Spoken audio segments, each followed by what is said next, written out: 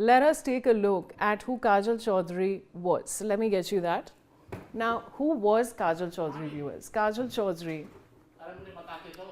27 years old, was a Delhi Police SWAT Commando in the elite special cell, viewers. This is her profile. Joined the Delhi Police in 2022 and completed commando training before she was posted to SWAT. Kajal was married to Ankur Chaudhary, a clerk in the Ministry of Defence. The couple had a 1.5-year-old son, and Kajal was 4 months pregnant when her death occurred. So this is, of course, an image of the couple, viewers. And this is rather shocking, viewers. And what surprises me even more is that, she was in the SWAT team. Why did she have to suffer at the hands of her husband, who was also a monster, really, to do something like this? We're telling you about a woman who has been killed by her husband with a dumbbell. I do have joining me on the broadcast Anita Gautam, who's a psychologist. Anita, I want to, all right, it seems we have Brinda Adige, who's a women's rights activist, joining me now. Brinda, this is, we're showing two images on the screen, really, of this really strong woman, a professional woman who's in the SWAT team, vis-a-vis a married picture of hers with her husband, who's an absolute monster, to kill his pregnant wife with a dumbbell. Now, of course, we're talking about this psychology of this horrible man who's with her perhaps just for the money and decides to finally kill her after 2 years of marriage.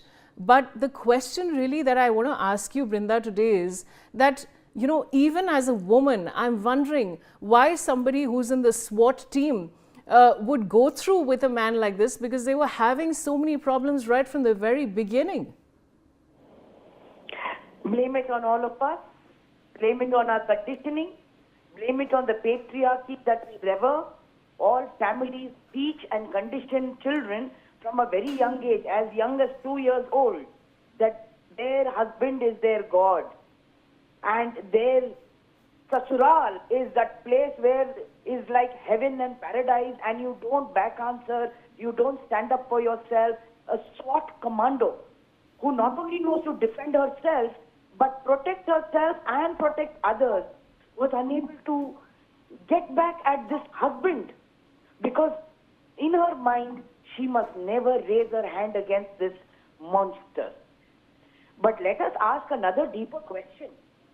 While empowering women, while telling women to be independent and asking us to make independent decisions, why are men not being empowered? Why are families not being empowered not to ask for dowry? Why are police, prosecution and judges not empowered that dowry, harassment, cruelty and death is a crime? It is not a social evil.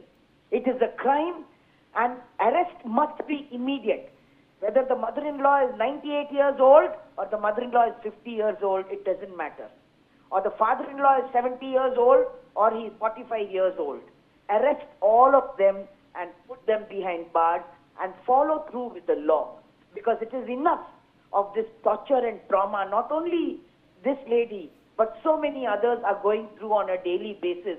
Because patriarchal structured court, misogynistic, sexist judges continue to support the villain and the culprit and the murderer. And that is our big problem. No fear of law. What's going to happen to me? I have defense lawyers who are going to release me from with bail. Nobody is going to question me. Everybody is going to say, so sad. And lastly, I want to place accountability and blame on the parents. When your daughter says there is a problem, bring her back home. That family, that marriage is not the ultimate. Your daughter's life is the ultimate. Please don't leave her there.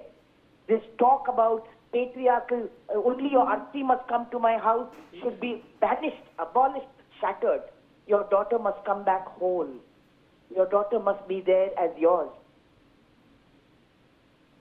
You know, Brinda, it's you know, these kind of cases really make you think, because even in today's day and age, you know, I've heard of people in my circle, you know, some of my friends have actually told me this, that, you know, a man would say that I want like a marriage with 1,000 people, and, you know, your parents are supposed to fund it. Or a man would say that, you know, a woman is doing really well in her career, and a man would say that, you know, we must have a joint account, or you have to. I'm not saying there's anything wrong with that, but, you know, the psychology of a man who would want to marry a woman for his money is absolutely haywire, ridiculous. And I'm just getting at the real psychology of it. How do you think about these kind of issues which are so normalized even today?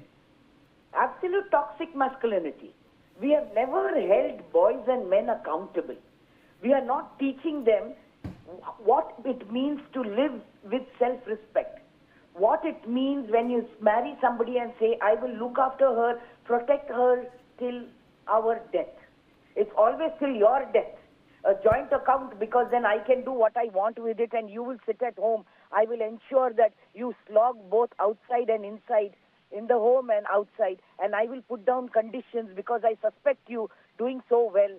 And I'm a lazy man. I can be lazy. My society, my family also reveres me for my laziness. And nobody asks questions. You must see the number of cases in court that do not even give 2,000 rupees monthly maintenance. And the court says, what can I do? So what are you there sitting? How do you hold people accountable? And until and unless we have these systems and mechanisms in place, and they function properly, and we start teaching our children that dowry is not a social evil, it is a crime, it is a criminal action. Till then, we will have men and boys who think no end of themselves, even though they know they are good for nothing. Absolutely, Brinda. The problem here is that, you know, this country,